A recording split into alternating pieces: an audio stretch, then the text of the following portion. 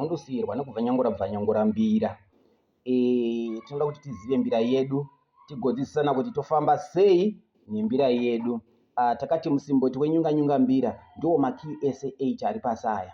Nemhaka yechiti ndo musimboti nenyaya yekuti zvose zvimwe zvamunoona zvinozoita sezvinowanzisa kusvika yasvika ku15 izvo unongova mudzokororwa wemakey atinawo. Titarisa makey atinawo adzokororwa anongova 4, matatu ekurudyi solati nado kana nado ndodzoga dzazokororwa. Saka tikuti makey 4 solati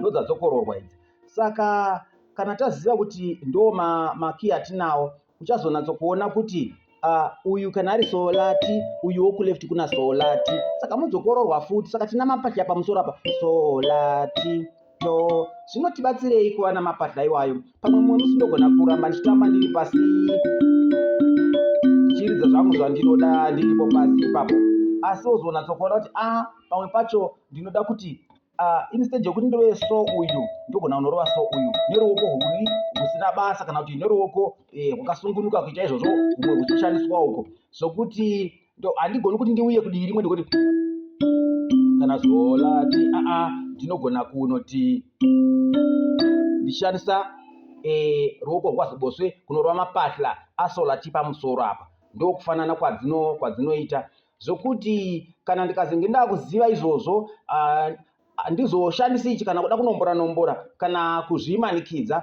Ndogona kutamba ndiri koko 2 3 1 yes 1 2 3 1 1 2 3 handinenge ndichitaura ndiri kuti left ari ku number 1 right ari ku number 1, saka ndiri kutoverenga kamwe zvichienderana 1 2 3 1 ndototamba 1 2 3 1 ndotarara 1 2 3 1 ndonyarara 1 2 3 1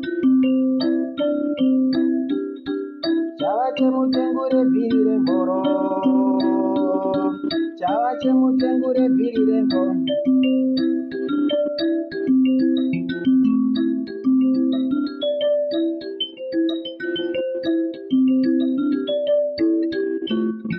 Mukufanana kwadzo ikoko takati uyu ndini ndimi nauyu mi wacho, saka ukazowa munhu achidzokorora kudaro ari kungorova zvake maoctave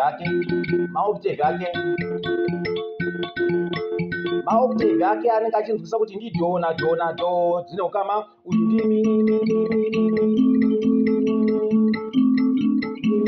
dzinoenderana, saka dzinokama dzichienda kudenga dzinoshanyirana kana kuti